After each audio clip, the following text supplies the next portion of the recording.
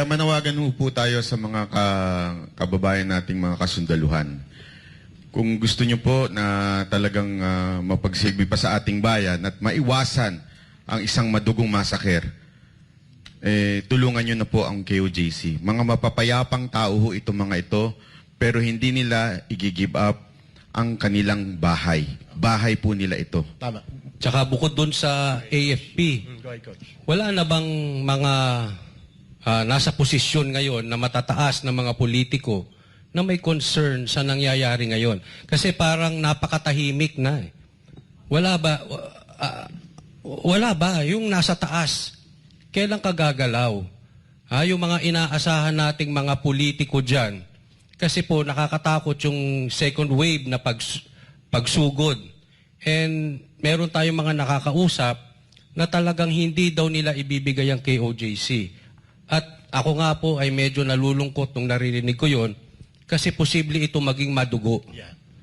Magiging madugo na ito. Sana merong kumilos dyan na nasa taas na inaantay namin na makapangyarihan, baka naman po pwede na kayong gumitna bukod sa AFP. Kasi napakabait ng mga tao dito, kaya lang syempre ang mga taong mababait, pagka talagang inabuso nyo at sagad-sagad na, they have no choice kung hindi lumaban. Ngayon, mabuti si Colonel Marantan, ganyan, ano? Ako, grabe, nasyak ako dun sa Senate hearing. Harap-harapan sinabi ni Nicolas Torre na gusto niya tumira rito ng isang buwan.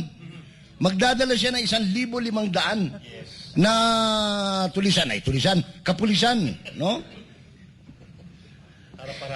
Alam mo, CPP-PNP yun. wala akong nakitang kasing bastos at kasing sinungaling na opisyal ng pulis o ng armed forces kaysa dito kay Torre.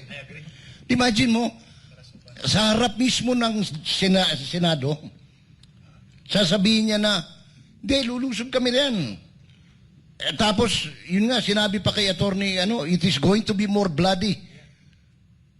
Wow! Mr. Marcos, General Bronner, ikaw ang Armed Forces Chief. Sobra pa sa Wow! may information tayo na receive as we're doing this press conference before yung iba kong mga co-panelists will make some rejoinder na itong team ni Colonel Marantan ay may mga ready printers and ready computers na pwede nilang i-print out kaagad at di umano ay may mga kopya at pro format ng mga warrant of arrest or mga search warrants na gusto nilang ipatupad. So ito po ay delikado at iyon ang dahilan kung bakit nananawagan tayo. Dudugtungan lang ni Sir Jay. Ikaw muna. Kasi, total, malapit-lapit yung panakan eh. Gusto ko lang manawagan na talaga. Wala na ho kaming masusulingan, ulitin ko. Kaya, the only recourse na pwede namin gawin ngayon ay tawagan ng Eastern Mindanao Command ng Armed Forces of the Philippines, ISMINCOM. Kung nanonood at nakikinig po kayo, Sir, General, Colonel, wala na ho magtatanggol sa amin dito sa mga pang-aabuso ng PNP. Diretsahan na ho namin sinasabi. Kasi mismong si General Torre na nagsabi. Nalulusubin niya. Nalulusubin niya kami. At hindi baling dumanak ang dugo. Ganon siya ganon siya gaprutal, kahambog, kabastos. Kawalang walang modo. Bobo. No. I think he's very ignorant. He was ignorant about so many things, no? About the, what fugitive meant. I haven't seen. So ignorant. You're such an ignorant bastard. Wala pa akong nakitang general na kasing idiot niya. Yeah.